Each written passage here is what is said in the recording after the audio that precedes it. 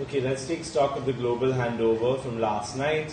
The Dow Jones was 80 points down for the day, nearly 1%. The S&P was also down 6 points, so barely negative, but negative at the end of the session after trying to cross its February high yet again, but failing to do so. The Nasdaq remains the only index unchallenged that continues to rise, making a new high every day. It's also closest to its lifetime high, and it's also the index which has the largest positive return for the year to date, in excess of 20%. So needless to tell you that all of the Nasdaq related movements have happened on the back of the tech stocks, particularly the FANG stocks. Yesterday you had Facebook, Netflix, Alphabet and Apple. Apple actually rallied to an all-time high, and then you had all the other names also standing out. So the FANG pack of stocks really keeping the US markets alive, and the earnings there also coming far ahead of street expectations. Another positive thing for the United States was the jobless data. It came in for 7th August, the week ended 7th August at 963,000 versus estimates of 1.1 million. So there has been a beat on the jobs front as well.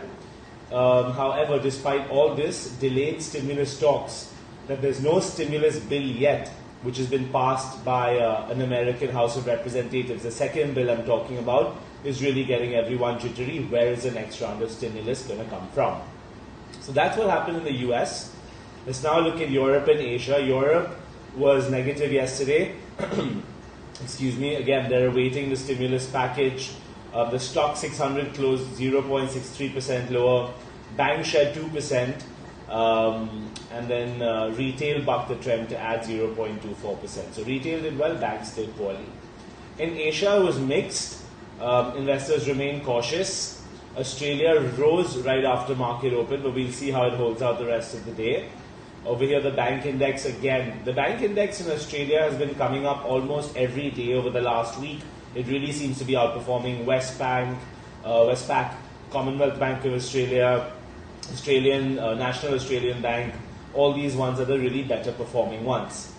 In Japan, the Nikkei added a little bit, 0.23% up when it opened, but the Topix was down. And in South Korea, the Kospi fell 0.22%. So Asia is kind of mixed this morning. Then oil and gold, both prices moved in opposite directions. Okay, so oil prices actually declined because the International Energy Agency, IEA, came in and slashed demand forecasts as a result of the fact that there's been travel restrictions imposed yet again. So that's going to hurt the oil outlook. Brent kind of cooled off 1% at 45.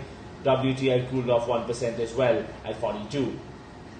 Gold on the converse side for 2 days now has gained consecutively post that the highest crash in 7 years that we saw 2 days ago, which sent it below $1,900.